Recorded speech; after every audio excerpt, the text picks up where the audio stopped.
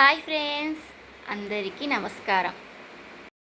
So ఈరోజైతే నా vlog అనేది స్టార్ట్ చేశానండి. ఈరోజైతే సండే అండి. సండే అంటే ఫన్ డే. ఏమో పోండి, ఈ వ్లాగ్తోనైతే నాకు చుక్కలు కనిపిస్తున్నాయి అనుకోండి.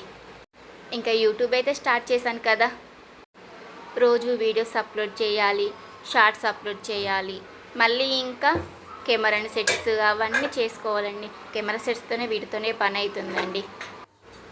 మరి కష్టపడండి, ఉత్తిగానే ఫేమస్ అవ్వాలనుకుంటామా? అనుకోమండి కదా. సో కష్టపడాలి, వీడియోస్ తీసుకోవాలి, డైలీ అప్లోడ్ చేయాలి, షార్ట్స్ అప్లోడ్ చేసుకోవాలి. ఇంకా స్టార్ట్ అయితే చేసామండి. చేసినప్పుడు ఇలానే స్టార్ట్ చేసుకుంటే, కానీ అస్సలు గివ్ అప్ ఇవ్వకూడదండి. ఇదిగోండి, మా పిల్లలకైతే టిఫిన్ అయితే చేసిస్తున్నానండి.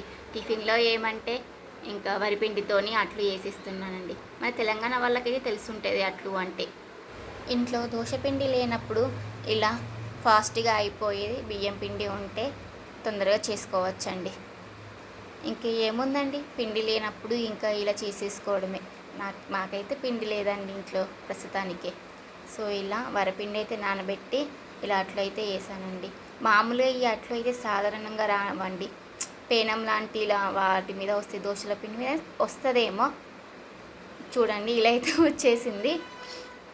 సో ఇంకా చాలా టేస్టే ఉంటాయండి, వరపిండి అయినా ఏదైనా టేస్టే ఉంటాయండి. చూడండి, మా పిల్లలకైతే ఇలా డెకరేట్ అయితే చేసి పెట్టానండి. వాళ్ళకి చూడడానికి చాలా బాగుంటుంది. సో ఇలా పక్కన వాళ్ళ ఇంటికి పోయి తినేసి వచ్చేసారండి. ఇంకా వాళ్ళు పిల్లలతోని వాళ్ళు కూర్చొని వాళ్ళు తినేస్తారు ఆడుకుంటా. ఇంకా మా తోజగాడు కూడా అందులోనే జాయిన్ అయిపోయాడండి. వాడు బుడ్డోడు చూడండి ఎంత ఉన్నాడో.